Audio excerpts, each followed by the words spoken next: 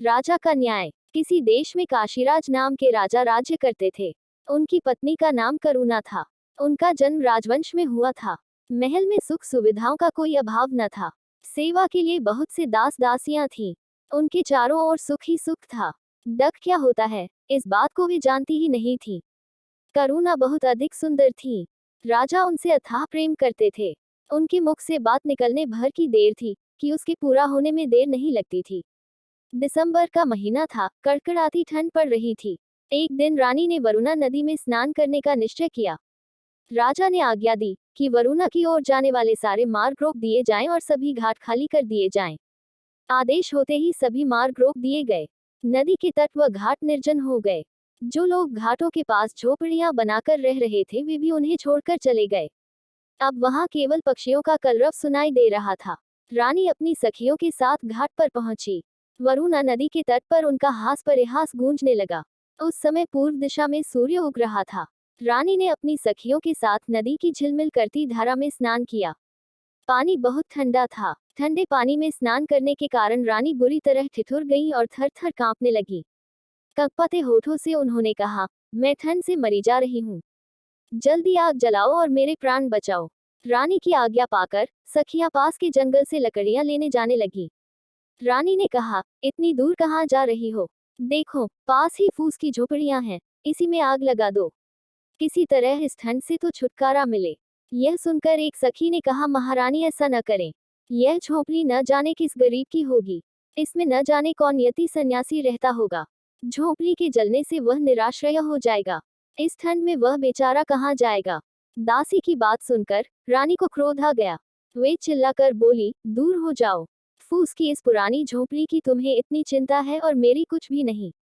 मेरी आज्ञा का तुरंत पालन करो। रानी की हठ देखकर सखियों ने झोपड़ी में आग लगा दी। झोपड़ियां धू धू करके जल उठी। आग की लपटें आकाश छूने लगी। नदी के किनारे खड़े पेड़ों पर बैठे हुए पक्षी कोलाहल करते हुए आकाश में उड़ गए। आग की चिंगारियां एक झोपड़ी से दूसरी झोपड़ी पर गिरने लगी। आग चारों ओर फैल गई। थोड़ी ही देर में घाट की सभी झोपड़ियां जलकर राख हो गई। ठंड से कांपती रानी को आग की लपटों की गर्मी बहुत अच्छी लगी। आग तापकर रानी अपनी सखियों के साथ हास परिहास करती हुई राजमहल में लौट आई। अगले दिन काशीराज अपनी राजसभा में न्यायासन पर बैठे ही थे कि जिनकी झोपड़ियां रानी ने जलवा दी थी वे राज दरबार में आ पहुंचे। रोते हुए रुंधे गले से उन्होंने राजा से अपनी दुख भरी कहानी सुनाई। अपनी प्रजा की बातें सुनकर राजा का सिर लज्जा से झुक गया। उनका चेहरा क्रोध से तमतमा उठा।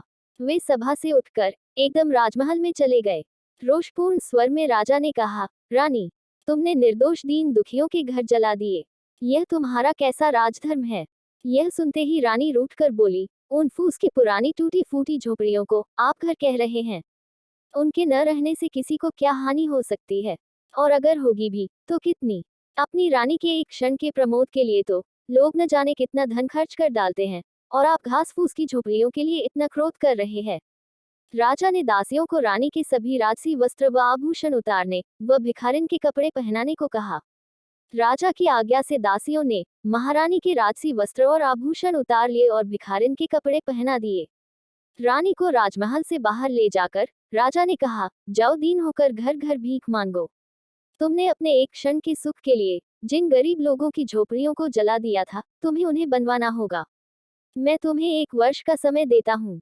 1 वर्ष बाद तुम राजसभा में आना और सबको बताना कि दीन की झोपड़ी का क्या मूल्य है। रानी 1 वर्ष तक राजमहल से बाहर रही। गर्मी, सर्दी और वर्षा सहते हुए उन्होंने कठिन परिश्रम किया। तब जाकर पूरे 1 वर्ष में वे झोपड़ियां बनकर तैयार हुईं। अब रानी को झोपड़ी का वास्तविक मूल्य समझ में आ गया था। राजा उन्हें आदरपूर्वक महल में ले आए। धन्यवाद दोस्तों। आपको ये कहानी कैसी लगी नीचे कमेंट करके हमें जरूर बताइएगा।